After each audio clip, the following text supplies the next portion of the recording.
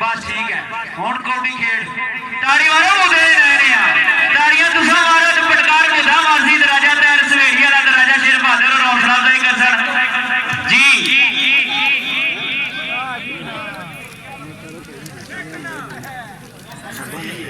राजा सुहेल आज जो राजा इफ्तिखार हाल मुकीम सोलिया